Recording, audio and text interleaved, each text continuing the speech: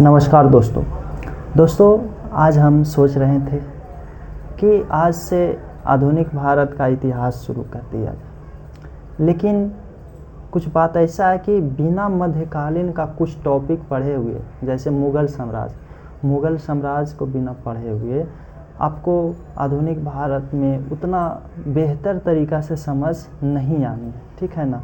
तो इसलिए हमने सोचा कि 5-7 क्लास 8 क्लास में हम पहले मुग़ल साम्राज्य को देख लेते हैं, मुग़ल वंश को देख लेते हैं, उसके बाद हम क्या करेंगे तो आपके आधुनिक भारत स्टार्ट करेंगे। तो आइए देखते हैं मुग़ल साम्राज्य कैसे स्थापना होता है, इसकी क्या कहानियाँ हैं वो देखते हैं, ठीक है। तो दोस्तों ये जो मुग़ल साम्राज्य है, मुग़ल साम्राज्य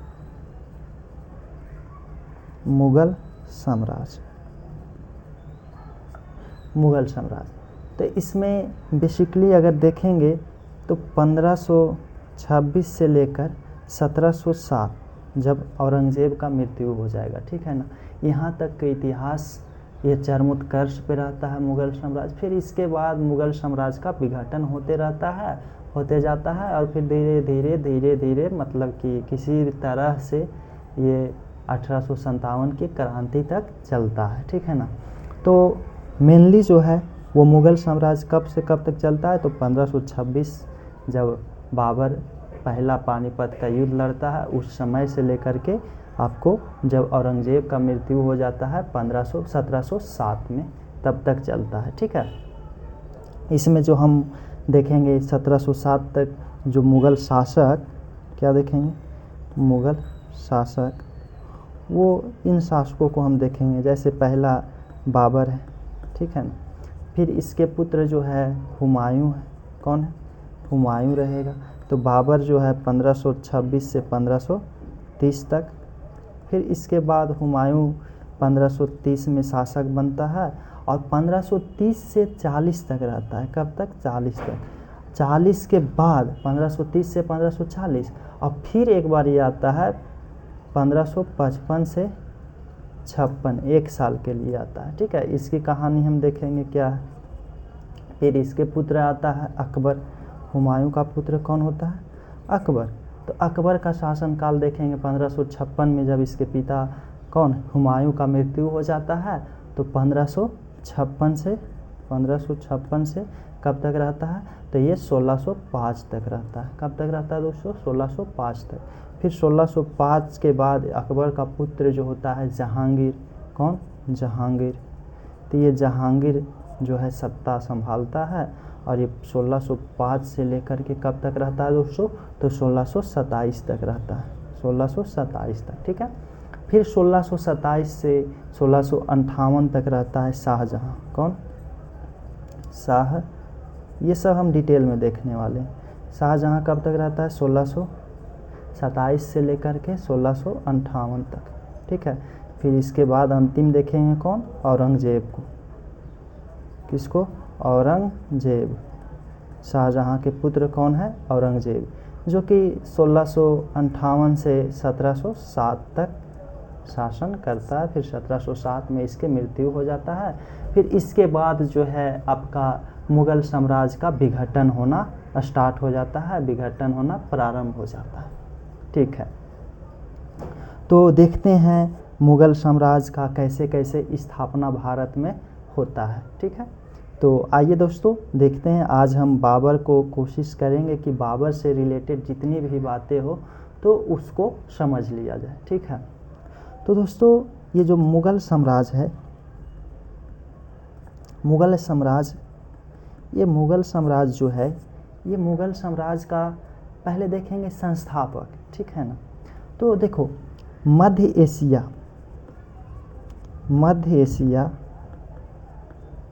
जो कि हम आपको मैप में कल की क्लास में बता दूँ, ठीक है ना। तो मध्य एशिया में दोस्तों, मध्य एशिया में एक तैमूर नाम के एक व्यक्ति जो है तैमूर वंश यानी तैमूर साम्राज्य, महान साम्राज्य का स्थापना करता है। एक महान साम्राज्य का स्थापना करता है कहाँ पे, मध्य एशिया में तैमूर साम्राज्य का। कौन सा साम्राज्य का, तो तैमूर साम्राज्य का स्थापना करता है मध्य एशिया में। लेकिन कुछ समय के बाद तैमूर का मृत्यु हो जाता है। क्या हो जाता है? मृत्यु। फिर इसके मृत्यु के बाद ये जो महान साम्राज्य का स्थापना किया था, इसका विघटन होने लगता है। क्या होने लगता है? विघटन होने लगता है और छोटी छोटी राज्यों में छोटी छोटी शक्तियों का उदय होता है। जब एक महान साम्राज्य का विघटन होता है दोस्तों, जब एक महान साम्राज्य टूटता है तो कई सारी छोटी छोटी शक्तियाँ जन्म लेती है। तो फिर इसके बाद जब मृत्यु होता है तैमूर का, तो इसके बाद वहाँ मध्य एशिया में, कहाँ पे दोस्तों? मध्य एशिया में कई सारी शक्तियाँ, छोटी छोटी अनेक शक्तियाँ का उदय होता है। तो छोटी छोटी अनेक शक्तियाँ का जन्म लेती है, ठीक है ना। तो शासन में आती है। उसी में से दोस्तों, इसी तैमूर वंश में से एक था बाबर। कौन? बाबर। इसी तैमूर वंश का एक कौन था? बाबर था, ठीक है ना। तो बाबर रहता है इसी तैमूर वंश से, लेकिन इसका विघटन हो जाता है। तो बाबर को काफ़ी संघर्ष का सामना करना पड़ता है दोस्तों। अब हम देखेंगे बाबर। तो हमने क्या बताया कि मुग़ल वंश के साम्राज्य को देखने से पहले हम देखेंगे क्या कि मध्य एशिया। हमें क्या देखनी है? मध्य एशिया। मध्य एशिया दोस्तों, मध्य एशिया में जो है एक तैमूर नाम के व्यक्ति तैमूर वंश का एक महान साम्राज्य का स्थापना करता है। लेकिन कुछ समय बाद जो है तैमूर का मृत्यु हो जाता है।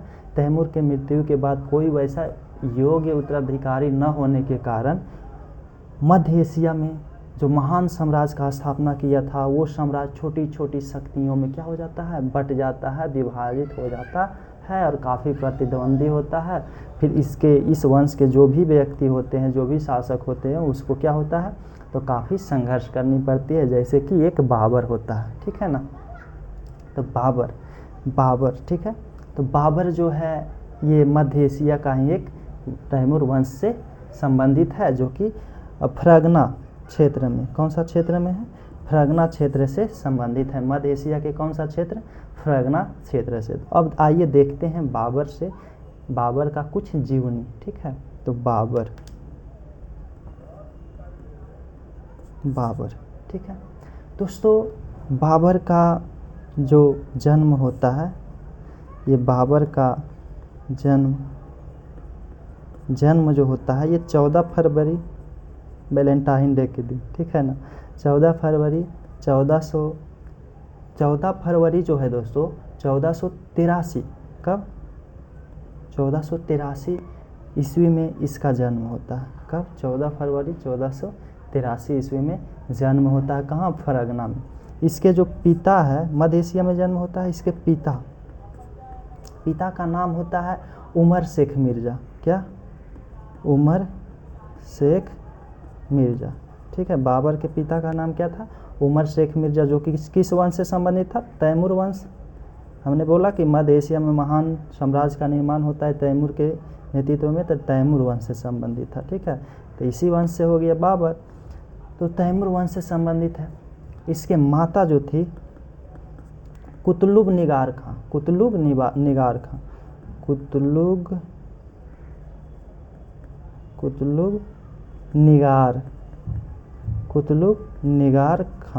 ठीक है ना।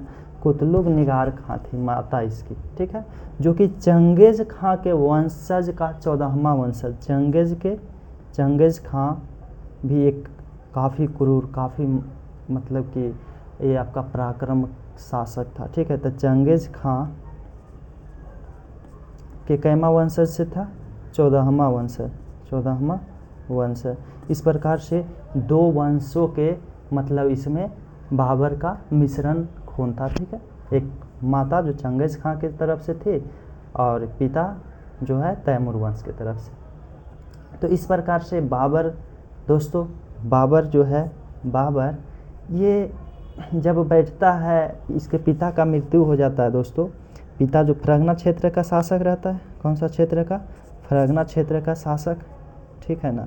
लेकिन जब ये नाबालिग ही रहता है, ठीक है ना, कहने का मतलब ये हुआ कि फरगना क्षेत्र का शासक इसके पिता जो है कौन? उमर शेख मिर्ज़ा। तो इसके पिता का मृत्यु ये आपका 1493 में हो जाता है। कब हो जाता है? तो 1494 में इसके पिता का मृत्यु हो जाता है। तो इस समय बाबर जो था, आप सोचो ना, 1483 में जन्म हुआ, 83 10 93 1 94, तो 11.5 साल के था। कितना? 11.5 वर्ष का इस समय बाबर था। तो काफ़ी कम उम्र की अवस्था में इसके पिता का देहांत हो जाता है। ठीक है, फिर 11.5 वर्ष की अवस्था में बाबर जो है ये फरगना के सिंहासन पे बैठता है। ठीक है, पैतृक राज इसका क्या था? फरगना। तो फरगना इसका क्या है? पैतृक राज्य है, पिता का राज्य है। ठीक है, पैतृक राज्य। तो इसके सिंहासन पर बैठा बाबर। सिंहासन पर कौन बैठेगा? बाबर बैठेगा। कितना वर्ष की अवस्था में? तो 11.5 वर्ष की अवस्था में।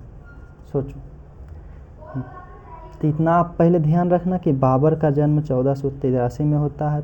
पिता उमर शेख मिर्ज़ा जो तैमूर वंश से संबंधित है, और माता कुतुब निगार खां जो चंगेज़ खां के 14वां वंश से संबंधित है।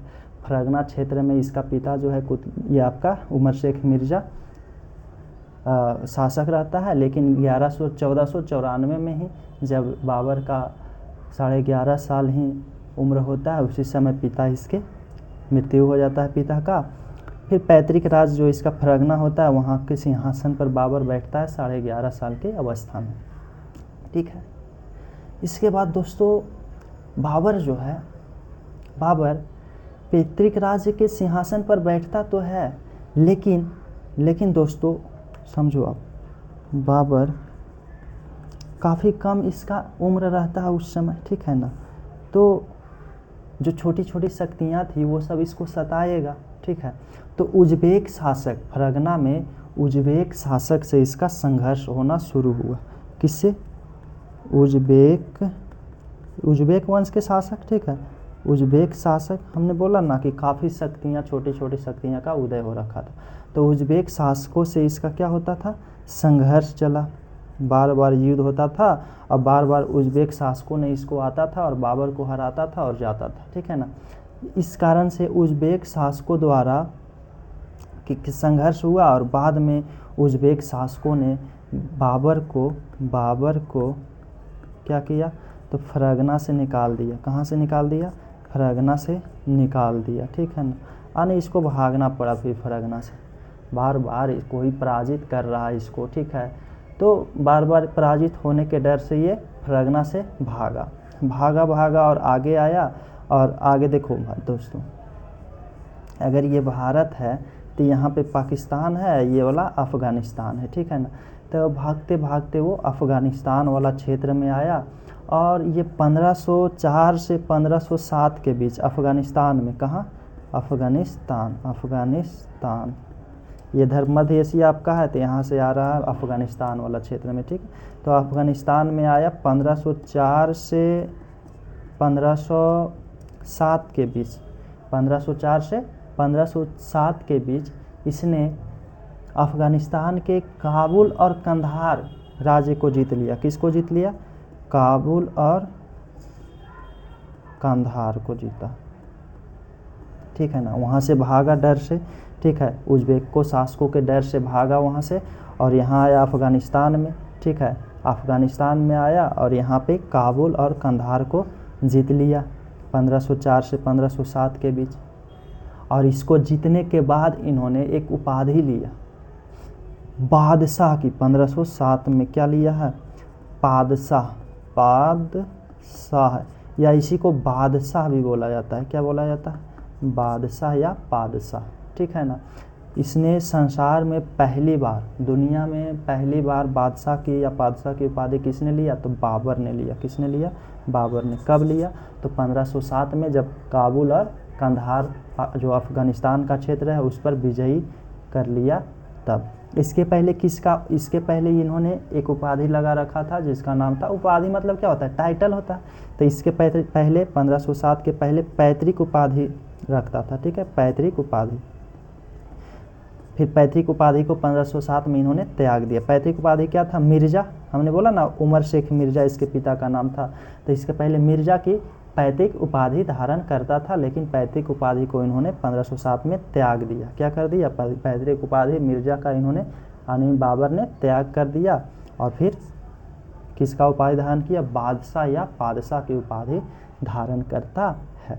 लेकिन दोस्तों ये जो काबुल और कंधार है ये भी विजयी तात्क्षणिक सिद्ध हुआ, मतलब अस्थिरता यहाँ पे भी प्रदान नहीं हुआ, यहाँ भी इसको संघर्ष करना पड़ रहा था। तो फिर बाबर ने दक्षिण पूर्व की ओर अर्थात भारत की ओर, देखो ना ये काबुल कंधार है और ये दक्षिण आएगा, ठीक है ना, अब पूरब में है, ठीक है, तो दक्षिण पूर्व अर्थात भारत की ओर इन्होंने कूच करना स्टार्ट किया और भारत की ओर इन्होंने ध्यान भटकाया, अपने ध्यान को किधर आकर्षित किया, तो भारत की ओर। किधर देखा फिर, तो अपने ध्यान को आकर्षित किया भारत की ओर, ठीक है। तो इतना समझ में आया आपको कि उज्बेक शासकों के डर से, उज्बेक शासकों द्वारा बार बार पराजित हो जाने के कारण इसने अब इधर आया, किधर, अफगानिस्तान पाकिस्तान, ठीक है। तो अफगानिस्तान में आया 1504 से 1507 के बीच क्या जीत लिया, काबुल और कंधार को। और 1507 में किसका उपाधि धारण करता है, तो 1507 में पादशाह की उपाधि धारण करता है और मिर्जा जो कि इसका पैतृक उपाधि था उसको त्याग कर देता है, ठीक है। फिर दोस्तों ये जो बाबर है भारत की ओर अपना ध्यान आकर्षित करता है, ठीक है। अब आगे देखते हैं, तो बाबर के भारत पर आक्रमण के कारण, बाबर भारत पर क्यों आक्रमण किया, जो पहले समझ, बाबर के भारत पर आक्रमण के कारण, तो क्या कारण था कि बाबर ने भारत पर आक्रमण किया, ठीक है। तो इसके भारत पर आक्रमण के कारण देखते हैं दोस्तों, ठीक है। तो लाइट थोड़ा सा कम रहा है तो हम देखते हैं, कुछ करते हैं। तो लाइट का जो स्थिति है लगता है आज बाबर समाप्त नहीं हो पाएगा, तो हम देखते हैं थोड़ा सा स्पीड में इसका भारत पर आक्रमण के क्या कारण था, यहाँ तक देखते हैं, फिर आज के क्लास को समाप्त करेंगे, ठीक है दोस्तों। तो आइए देखते हैं। तो दोस्तों बाबर का जो भारत पर आक्रमण का कारण था, पहला था कि मध्य एशिया में, ये मध्य एशिया जहाँ पैतृक राज्य था, ठीक है ना, मध्य एशिया में उज्बेकों द्वारा बार बार ये पराजित हो जा रहा था, उज्बेकों द्वारा क्या हो जा रहा था, तो बार बार पराजित, उसके वजह से इन्होंने भारत की ओर ध्यान अपना किया, ठीक है। फिर दूसरा कारण ये था कि काबुल को जो ये जीता था, क्या, काबुल, तो ये काबुल का जो क्षेत्र है, ये काबुल का जो क्षेत्र है दोस्तों, ठीक है ना, ये काबुल का क्षेत्र जो अफगानिस्तान में, ये पहाड़ी इलाका है, ठीक है ना, यहाँ का ज़मीन जो है वैसा उर्वरता नहीं यहाँ पे है, ठीक है ना। तो जिसके कारण यहाँ से जो आमदनी होता था काबुल और कंधार के क्षेत्र से आमदनी जो होता था, वो आमदनी मतलब सेना का भी खर्च नहीं उठा पाता था, सेना का जो ज़रूरतें हैं उसको भी पूरी नहीं कर पाती थी। अब कोई क्षेत्र को जीत रहा एक शासक है तो सेना रहेगा इसके पास बहुत सारा, तो सेना की ज़रूरतें भी पूरी नहीं हो पाती थी, ठीक है ना, पूरी नहीं हो पाती थी। पहला क्या है कि मध्य एशिया से बार बार उज्बेकों से हारे जाने के कारण, पराजित होने के कारण इन्होंने क्या किया, तो इन्होंने भारत की ओर देखा। दूसरा, काबुल से जो काबुल पर अधिकार किया, यहाँ से उतना आमदनी नहीं होता था कि सेना का भी ज़रूरतें पूरी हो सके, तो फिर कैसे वहाँ से गुजारा इसका होगा, ठीक है ना। फिर तीसरा एक जो प्रमुख कारण है, तीसरा अन्य कारण कि इन्होंने देखा कि भारत में अवसर की उपलब्धता, क्या, भारत में एक अवसर देखा, क्या अवसर की उपलब्धता था, अवसर की उपलब्धता, तो अवसर की क्या उपलब्धता था भारत में, तो दोस्तों भारत में जो अवसर का उपलब्धता था वो ये था कि भारत में परस्पर प्रतिबंध रखने वाला अनेक राज्य विभक्त हो रखा था, मतलब भारत में कोई केंद्रीय सत्ता नहीं था, भारत में कोई सार्वभौमिक सत्ता नहीं था, भारत में कोई सार्वभौमिक सत्ता नहीं था, मतलब कि ऐसा कोई सत्ता नहीं था जो पूरे भारत को नियंत्रित कर रखे, या कोई वह ऐसा शक्ति भारत में नहीं था जो अगर कोई विदेशी शासक आ रहा है, कोई विदेशी शत्रु आ करके और वो चाहे कि हम भारत पर मतलब कि अपना शासन स्थापित करे और उसमें वो क्षमता हो, तो मतलब ऐसा कोई शक्ति भारत में नहीं था जो उसको रोक सके, ठीक है ना। तो क्या हम कर देंगे कि भारत में जो था, पहला तो सार्वभौमिक सत्ता नहीं था, फिर भारत में जो मतलब कि अनेक शक्ति था, छोटी छोटी शक्तियाँ थी, कोई वैसा बड़ी शक्तियाँ नहीं थी। तो भारत में परस्पर संघर्ष चल रहा था, परस्पर संघर्ष चल रहा था कि कौन श्रेष्ठ है, ये सिद्ध करने के लिए कि कौन भारत पर मतलब कि अपना केंद्रीय शक्ति स्थापित करेगा। तो उसने एक इसका अवसर देखा, ठीक है ना। फिर लिख लेना आपकी भारत में किसी शत्रु का जो शत्रु, अगर कोई विदेशी शत्रु है अपने लिए साम्राज्य बनाने का साहस रखता हो, ठीक है ना, भारत में किसी शत्रु जो अपने लिए साम्राज्य बनाने का साहस रखता हो, उसको संगठित रूप से सामना करने की स्थिति में भारत नहीं था उस समय, ठीक है। तो ये अवसर की उपलब्धता बाबर ने देखा और भारत की ओर कूच करता है। फिर हम आगे की क्लास में देखेंगे दोस्तों, आज यहीं रखेंगे कि बाबर का भारत पर आक्रमण और 4 युद्ध देखेंगे इसका बाबर का। फिर वहाँ से बाबर समाप्त हो जाएगा कल के आधा घंटा के क्लास में, ठीक है। तो हमने बताया कि बाबर भारत पर आक्रमण के कारण, पहला मध्य एशिया में उज़्बेकों द्वारा बार बार ये पराजित हो रहा था, दूसरा कि काबुल में आमदनी कम होता था जिससे सेना की भी ज़रूरतें पूरी नहीं हो पाती थी, तीसरा हमने बताया कि भारत में अवसर की उपलब्धता, इन्होंने देखा कि भारत में कोई वैसा शक्ति नहीं, लोधी साम्राज्य था इब्राहिम लोधी, लेकिन केंद्रीय शक्ति, लेकिन उसके पास भी कोई शक्ति, वो भी केवल नाम मात्र के था, ठीक है ना, कोई वैसा शक्ति नहीं था, छोटी छोटी शक्तियों में विभाजित हो रखा था। तो जिस कारण से बाबर ने एक मौका देखा और भारत में कोई वैसी शक्ति नहीं था जो कि इसका सामना कर पाता कोई विदेशी शत्रु का, ठीक है ना। तो ये अवसर देखा, ठीक है। फिर बाबर के बारे में हमने और क्या देखा, तो बाबर के बारे में हमने देखा कि मध्य एशिया में जो तैमूर वंश का स्थापना तैमूर करता है, उसी एक महान शासक जो होता है वो महान साम्राज्य का निर्माण करता है। तो उसी तैमूर वंश से कौन होता है, तो उसी तैमूर वंश से आपका ये बाबर होता है, ठीक है ना।